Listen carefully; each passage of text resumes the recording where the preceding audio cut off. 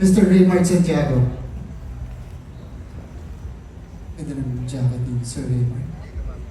Sige, salamat po. Diba, may naiuwi na ako jacket. Bigyan ng jacket yan. Moment when my co-star helped me push through a difficult day. Alam mo, I'm very lucky na makatrabaho ko tong grupo ito. Never naman ako nagkaroon ng problema. During taping, during shooting. At nagpapasalamat din ako at hindi ko kinakailangan yung tulong nila. Pero naniniwala ako sa sarili ko, pag dumating yung pagkakataon na yun, nakakailanganin yung tulong nila, alam ko nandun sila. I thank you. Well said, Sir Raymart. Maraming salamat. Kasunod na yung katabi niya. Ayan na, si Miss Angelo na.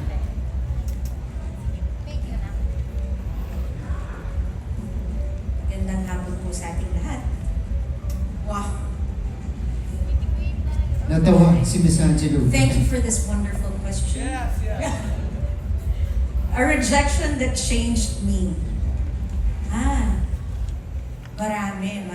Marami rin to. Especially yung mga times when you wanted to prove yourself somehow. I won't go into details now, but merong mga times talaga that rejection feels at first hurtful. It's a normal reaction, yung to feel the hurt pag nare-reject ka. But in spite of all that rejection, katulad ng pinag-uusapan namin ni Jill kanina sa bus, sabi kasi nga sa Proverbs 19:21, many are the plans of man, but it is the Lord who directs his steps. So, yung mga rejections na yun, it was really part of it for me to be where I am. And thank you. Thank you very much.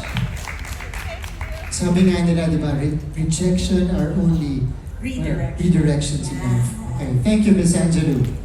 Now let's go back to the other side here. Miss Ayan. Miss Ayan, Laurel. Your turn.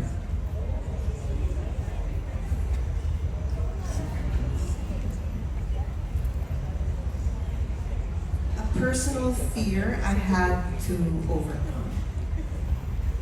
Grabe yung mga topics natin ah. Okay. Okay. Well, okay. Ang fear ko talaga, wala masyadong nakakaalam nito.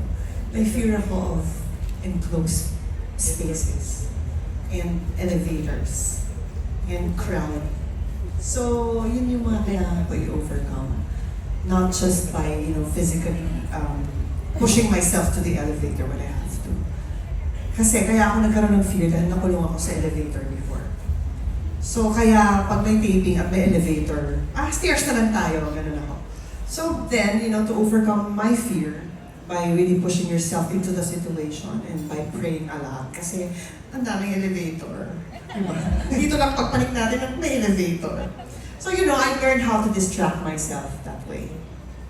Have you officially overcome that fear already, Miss Ayan? Close to. Close to. Close to. I'm dealing with it kasi apparently, buong pamilya ko pala may ganun. I just found out. So sabi ko, okay, so this can be, overcome naman. So the entire family, you My, guys my, don't my, take my any siblings. siblings? Yeah. So alam mo yung kailangan mo labanan. Okay. Yeah. Ay, thank you.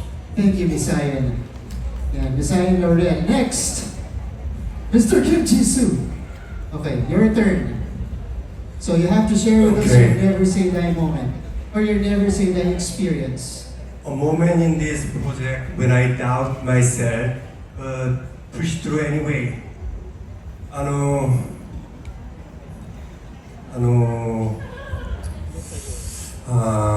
think when I doubt by myself, I always doubting by myself, am I doing good or not? But when I doubting myself, I always say, never say die. Yes. Kasi, pero I'm still learning but still anxiety, always scared. But try to overcome everything because since it's not my country and everything is always fresh and new environment, so I'm always trying to get used to that. Yeah, makita. Yeah. Siyempre yun talaga yung dulo. Thank you. Thank you so much. Next, Winwin Marquez. Ayan. O, ito na. Pang beauty queen dapat to. Sanay sa Q&A. Kinabahan naman ako. The scene that made me realize why this story needed to be told. I believe, charot. No, I think not specifically a scene, but the show itself. Nakita naman natin sa trailer that justice should prevail. And for me, kailangan ipaglaban natin talaga dapat kung ano yung totoo. But at the same time, we cannot just speak and speak and speak without educating ourselves with what is truly happening. So I believe when they watch our serye, yung mata nila ma-open, ganito pala, pero kailangan ko pa rin matuto kung ano yung nangyayari sa paligid natin. So I'm so excited na ipapalabas na to. It's also very timely because kailangan natin ipaglaban kung anong totoo. So I'm excited with the cast and this is such a courageous show that I'm very proud to be part of. Thank you. Thank you. Thank you. I'm kidding. I'm kidding. Thank you, Ms. Winwin Marquez. Next, we have Annalyn Barrow. Hello, good afternoon po sa inyong lahat. Grabe. A lesson from this project I'll carry even after it ends.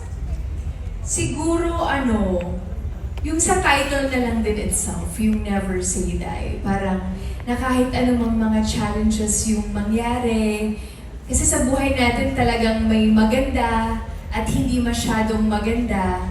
Pero dapat huwag ka lang sumuko, dapat mag-pray ka lang, tiwala ka lang kay God, na malalagpasan mo lahat. At syempre, never say die. Yes. Laban lang. Laban Thank lang. you. Thank you, Ms. Annalyn. Rahil, how about you? Pick out your question or your situation. Meron pa. Yeah, meron pa. A criticism I received before that almost broke me, Nako. but didn't. Hindi siya sa Never Say Die, but it happened a show before, siguro some shows before, ayoko na nang magitin, pero merong isang director, a renowned director, sinabihan ako, hindi si director. Okay. Katabi mo ba naman? Kasi kabado ako, and then there was this exercise, hindi ko nagawang maayos, na nasabihan ako na, alam mo kung ako yung director mo, tatanggalin na kita sa show. So I was like, nilaman ako ng lupa harap ng ibang tao. I was like, grabe yung na yun. Pero it didn't break me. I was like, never say that. So I did. That was one criticism. Tuloy-tuloy lang. Now you're here. Now I'm here. Yes, sir. Yeah. Thank you. Yes, thank you, Rahil. Okay, puntahan naman natin ang kumanta ng Yes, sir. team. Ayan, kaka-perform lang kanina. Kim De Leon. Grabe yung mga tanong mo, Martin. Kaya nga eh. Wala bang Tagalog dito? Sana sa... Pwede natin Tagalogin. Pa-translate. Yeah. Okay, at time my character wanted to quit, but chose to fight instead. My character wanted to quit. I can say the scene, pero yung scene na yun, my character was in danger. Actually, my character and David's character and yung character ni Chai Panasher, we were in danger and my character was so scared kasi we could die. But you know what? Kyle said, never say die. Okay. Galing ano? Perfect ang briefing sa cast natin today. Never say die.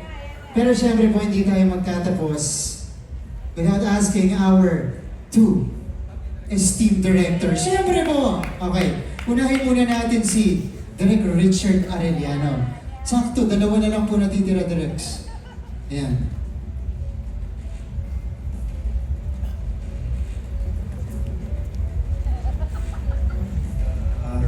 Something I personally relate to in my character's struggle.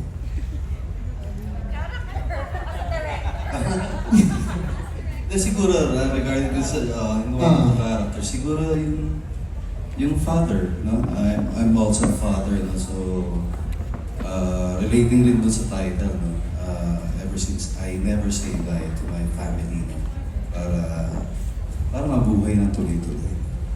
Yun lang. Na-pressure si Direk Dom. Okay. Direk Dom, sige nga. Galing ako, sir. Isa na lang yung ano. Isa na lang. Sigurado ba kayo? Direk, 1 minute lang daw, ha?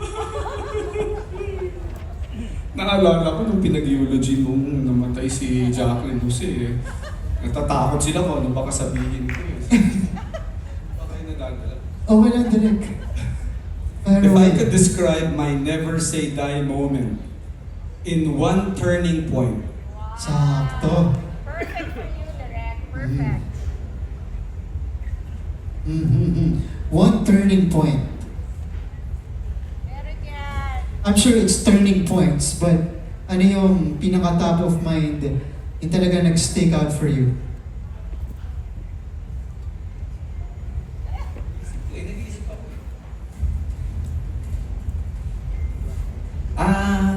mahaba na ito. Okay lang din. Dahil si Direk naman ang huli. Oo. Dahil ikaw naman ang huli, Direk, okay lang. Ito re-reveal ko to. Wala pa ako napagkwento kasi pinagtatawanan namin mag-asawa to noon eh. Palagay ko mga 1999. Ano ko yan? Pala tayo na kagad, di ba? 1999, wala akong kapera-pera. Nag-resign ako sa Viva. Tapos may hinuhulugan akong sasakyan. Bumili ako ng RAV4 na naalala ko pa yung hulog ko noon eh. 28,585 yung 27,585 yung binabayaran ko buwan-buwan. Hinuhulugan ko yung RAV4. Tapos umalis ako sa Viva, yun na hindi ko na lang ikakwento kung bakit. Tapos wala na akong panghulog sa sasakyan. Tapos, as in yung wala na akong pera. Hindi, siguro meron naman ako mga Gismil, ganyan. Tapos sabi sa akin ng kilala ko, sumali ka doon sa contest ng Hello Kitty. Sali daw ako sa contest ng Hello Kitty, may gagawin kang parang diorama, ganun. Si Virgie Ramos may patimpalak si Virgie Ramos. Tapos yung premyo, 50,000. Ilalagay mo si Hello Kitty doon sa something, baka magagawa kang parang eksena ni Hello Kitty. Nahuhulog na yun. Oo, tama. Mga kadalawang buwan ako nun. So, gumawa ako, namuhunan ako. Meron dati kasi sa MTV, ang tawag doon, making the video, MTV. Puro behind the scenes kung paano. So, kumuha ko Hello Kitty sa taas, mini-make-upan. Tapos dito, 3 level, pre. Tapos yung dito, naggawa ako ng camera, ganun kinukunan si Hello Kitty. Sa ilalim, mayroong maliit na TV. Gumawa ako ng music video ni Hello Kitty doon sa ibaba. Namuhunan ako ng siguro mga G's o 12,000. Nanalo ko 50,000. Manalo. Ay! Ay! Never say die moment. Yeah. Di ako nakaya. Kahit wala akong pera, 1999. O, di ba, Direk? Ngayon, tuloy-tuloy yun. So, Invento ko lang yun. The joke nangyari talaga. galing. Thank you so much, Direk. Palakpakan naman po natin the cast and directors of Never Say Die. So, okay. Hindi po tayo magtatapos dyan. Magpaparaffle muna po tayo for our friends from the press. So, we have 2 winners of 5,000 pesos worth of GCs from David Salon. Hindi galing mo kay... Hindi salon ni David, ah. Okay. This is care of Sir Richard Yap. Okay, 2 winners. David.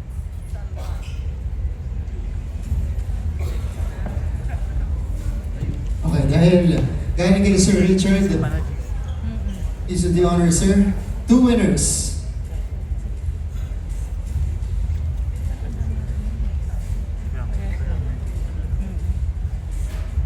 Congratulations, Arnel Sarato. Arnel. Nasaan ka? Dito ba? Ay, doon, nasa harap. Sige. Congrats, sir. Okay, one more. Nalagay sa'yo yung David Salon.